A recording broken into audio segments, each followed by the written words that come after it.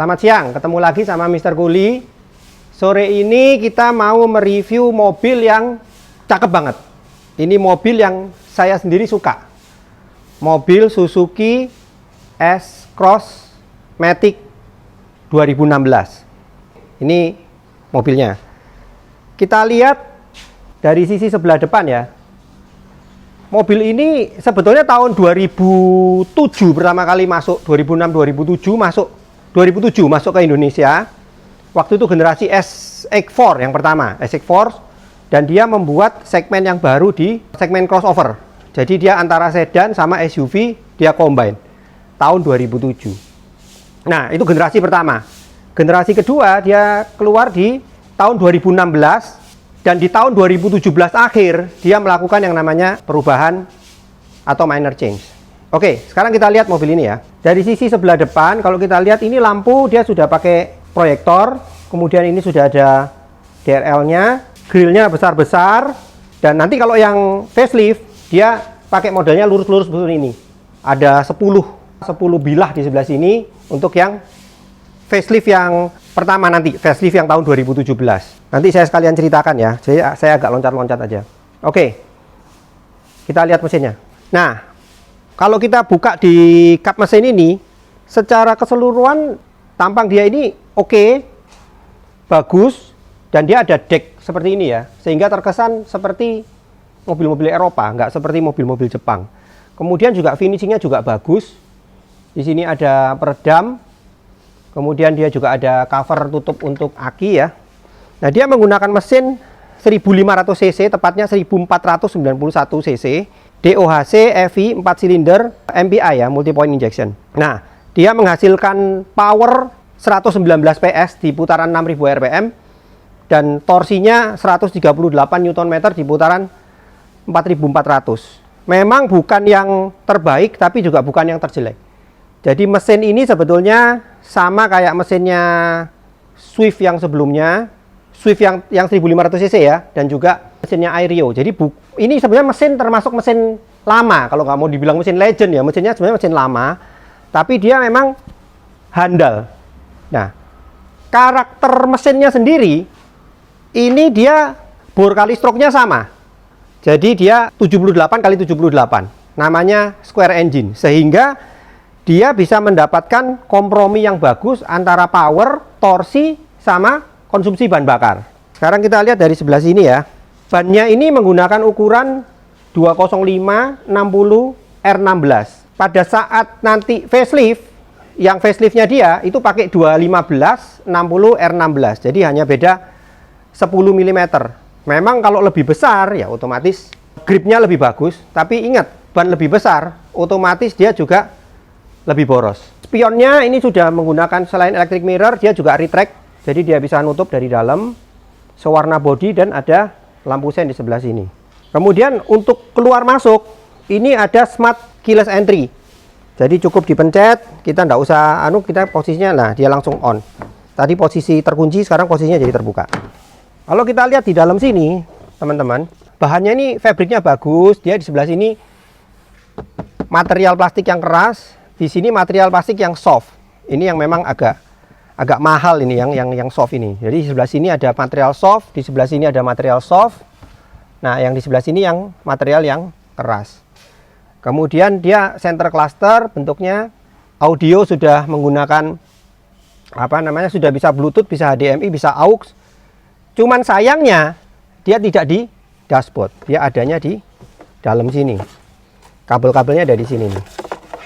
Ya, AUX, HDMI ada 2, semua kabel penghubung ke sini ada di sini. Kita lihat lagi dimensi mobilnya. Mobil ini panjangnya 4,3 meter. Kemudian lebarnya dia 1795 atau 1,8 kurang lebih ya. Kemudian tingginya ini 1595, hampir 1,6. Jarak roda, jadi wheelbase antara depan sama belakang ini 2,6 meter. Jadi kenapa mobil ini bisa stabil? Karena wheelbase-nya panjang sekali. 2,6 meter. Mobilnya juga nggak terlalu besar, oke untuk ukuran perkotaan, dan dia bisa kompromi antara jalan aspal sama jalan-jalan yang kira-kira agak makadam seperti itu ya. Makanya dibilang crossover. Ini kompromi antara sedan sama SUV. sehingga dia bisa dapat karakternya. Nanti kalau dibandingkan dengan sedan, memang dia sedikit agak keras, karena dia memang pada saat kalau suspensinya dibikin terlalu empuk, dia nanti kalau kena jalan yang nggak rata, dia bisa mentok. Radius putarnya 5,5 meter. Ini juga menurut saya agak terlalu besar untuk ukuran mobil kecil. Harusnya dia kalau bisa lebih kecil akan lebih baik. Dari sisi sebelah belakang, kalau kita lihat, dia sudah menggunakan ini defogger ya, jadi anti embun. Kemudian dia sudah ada rear wiper, sudah ada high mount stop lamp. Tujuannya untuk kalau satu saat di mobil-mobil yang tinggi dari atas, bus atau truk segala macam, kalau ngelihat lampu sini kadang-kadang nggak kelihatan. Jadi dia bisa lihat di high mount stop lamp. Kemudian antenanya juga sudah menggunakan model yang terkini ya. Oh ya, satu tadi yang lupa, ground clearance-nya 185 mili. Jadi boleh dibilang dia salah satu yang paling tinggi ground clearance-nya di kelasnya. Kalau dibanding yang kelas-kelas hatchback, dia jauh lebih tinggi. Makanya dia posisinya lebih aman kalau untuk jalan-jalan yang nggak rata. Jadi kita lihat di sisi sebelah belakang, ini dia ada 4 titik parking sensor. Biasanya kalau mobil-mobil yang biasa ya cuma 2 parking sensornya. Tapi dia sudah kasih 4. Dan sebetulnya di sebelah sini tuh dia ini kan ada rear parkingnya. Sebenarnya nggak ada, ini tambahan. Aslinya dari SX4 ini nggak ada. Cuman kosong tapi ada ini tambahan. Ukuran bagasi ini 430 liter. Salah satu yang terbesar di kelasnya. Ya, karena dia ukurannya juga besar. Memang untuk orang-orang yang aktif, kalau dia mau bawa barang-barang yang cukup banyak untuk kemah apa segala macam, itu bisa masuk ke sini. Ada tempat untuk menaruh barang di sini, ini bisa dilepas. Kalau dirasa tidak dipakai, ini bisa dilepas. Ini bisa dilepas sehingga kapasitasnya menjadi besar. Dan kursi yang di sana, kalau ini dirasa masih kurang besar, kursi itu dijatuhkan ke sana 60-40, itu bisa rata. Nah, ini rata. Dia punya lantai bagasi ini rata. Biasanya kalau hatchback, dia agak ke bawah. Kenapa rata? Karena dia ban serepnya ada di sini dengan ukuran yang sama, 205 60 R16. Beberapa mobil itu nggak sama. Jadi bannya biasanya lebih kecil ya, seperti merek-merek Nissan itu biasanya bannya lebih kecil. Tapi ini dikasih ukurannya bannya sama, hanya peleknya masih pelek kaleng. Satu hal ini yang deck covernya ini ya, ini ada satu fitur yang menurut saya simple tapi membantu. Jadi dia ada stoppernya, seperti ini tadi ya. Jadi kalau biasanya kan cuma gini, terus dinaikin kan mesti dipegangin, ini nggak usah. Ini cukup didiamin gini, dia udah bisa berdiri sendiri.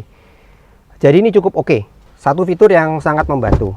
Kemudian kalau dilihat juga kualitas plastiknya ini, kualitas fabriknya ini bahannya bagus ya. Satu lagi di sini dia sediain kabel power di sini untuk charger. Jadi misalkan untuk emergency perlu power, entah itu untuk lampu atau untuk pompa ban, itu bisa digunakan di sini ya. Kemudian ada satu lampu kabin tambahan di sebelah sana. Nah, finishing di sini ini biasanya kalau mobil-mobil India terus terang agak kurang dibanding assembling Indonesia. Ini made in India, tapi saya tahu pasti pada saat itu waktu pertama kali masuk ke sini, ini sempat dimintakan untuk finishing ulang di Indonesia. Karena memang finishing India cenderung kurang rapi dibanding pabrik assembling di Indonesia. Jadi seperti di sebelah sini nih. Kadang-kadang catnya itu masih kelihatan cat dasar.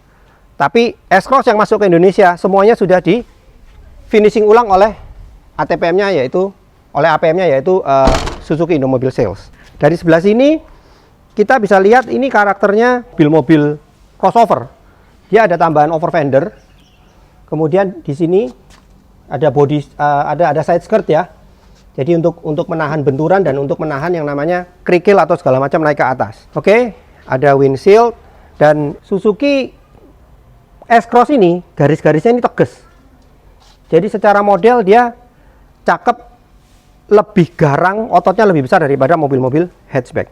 Oke, dari sisi sebelah dalam kita lihat, ini yang membuat saya excited, teman-teman. Setirnya ini betul-betul udah boleh dibilang mirip-mirip kayak setir apa ya? Setir mobil-mobil yang kelasnya jauh di atasnya. Kalau kita bisa lihat, dipenuhi dengan tombol-tombol yang begitu banyak. Yaitu, ini ada tombol audio, kemudian tombol telepon dengan menggunakan Bluetooth connection. Nah, ini ada cruise control. Mobil kelas 1500 cc cruise control jarang sekali.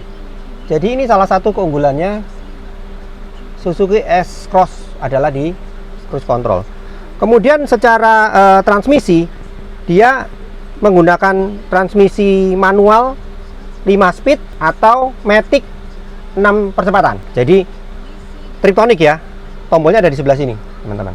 Tombolnya ada di sebelah sini, tapi mengoperasikannya dari sebelah sini. Nah, fitur yang menarik lainnya adalah dia mempunyai auto rain sensing wiper. Jadi wipernya itu kalau di set di posisi auto, pada saat hujan rintik-rintik dia akan jalan. Kemudian hujannya makin deras dia akan makin cepat. Ya, auto rain sensing wiper. Kemudian dia juga menggunakan auto light headlamp. Jadi kalau tiba-tiba masuk ke terowongan begitu yang panjang dan gelap, dia otomatis akan nyala lampunya. Kemudian ini juga sudah menggunakan engine start stop ya, menggunakan button, tidak menggunakan anak kunci lagi. Di sini ada tombol pengatur ketinggian lampu. Ini masih manual ya, tapi nanti ya kalau yang versi faceliftnya yang akhir 2017 dia sudah menggunakan auto. Cuma ya plus minus, mau dibilang seperti itu ya plus minus. Auto ada keunggulannya sendiri, manual juga lebih enak karena kita juga bisa lebih fleksibel untuk mengaturnya. Dari sisi AC, kalau kita lihat di center cluster yang sebelah tengah ini, AC-nya sudah auto climate ya. Jadi dia sudah ada AC dan sudah ada heater.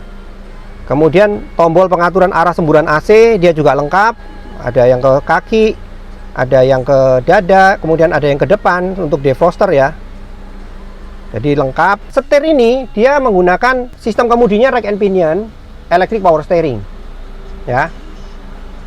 Sistem rem di sini dia sudah menggunakan ABS, EBD, cuman sayangnya belum dilengkapi dengan traction control, kemudian stability control maupun hill start assist. Cuman kalau untuk ukuran mobil dengan harga segini, mobil ini udah betul-betul best value. Karena yang namanya contohnya misalkan hill start assist, itu juga kan hanya dipakai di posisi yang sangat ekstrim. Ini Anda taruh di D aja juga posisinya udah aman karena tenaganya cukup besar, torsinya juga besar, 138 Nm. Kemudian dia punya suspensi depan belakang itu sudah coil spring ya, sudah per keong. Yang depan MacPherson strut with coil spring, yang belakang torsion bar with coil spring. Remnya dua-duanya pakai disc cakram. Cuman yang depan pakai ventilated disc, yang belakang belum pakai ventilated. Dan itu rem cakram itu lebih mahal teman-teman. Kalau mobil-mobil yang MPV seperti Avanza, Xenia dan teman-temannya itu biasanya depan cakram, belakang tromol. Karena untuk rem tromol itu punya keunggulan dia lebih kuat terhadap beban. Cuman nggak usah khawatir karena di sini sudah ada brake assist dan sudah ada EBD ya, electronic brake force distribution, yang bisa membagi gaya pengereman roda berdasarkan kebutuhan masing-masing remnya. Jadi diatur berdasarkan kebutuhan masing-masing gaya pengeremannya. Oke, saya rasa itu. Konsumsi bahan bakar saya pakai beberapa hari ini, menurut klaimnya APM kan kurang lebih 1:14. Tapi kalau dari saya pakai ya kurang lebih 1:13-an. Kalau di dalam kota, kalau di luar kota bisa 1:16 kurang lebih. Itu aja. Fun to drive-nya mobil ini juga bagus. Audionya juga bagus, 4 speaker dan 2 tweeter. Menurut saya bagus untuk ukuran bawaannya bawaan audio mobil. Oke guys, saya rasa itu. Kalau kira-kira ada yang ditanyakan atau mau dikomen, silakan. Saya mohon maaf kali ini videonya agak cepet-cepet karena ada satu dan lain hal. Saya harus ngomongnya agak cepet-cepet dan ini harus segera selesai. Oke, terima kasih. Salam dari Mr. Kuli.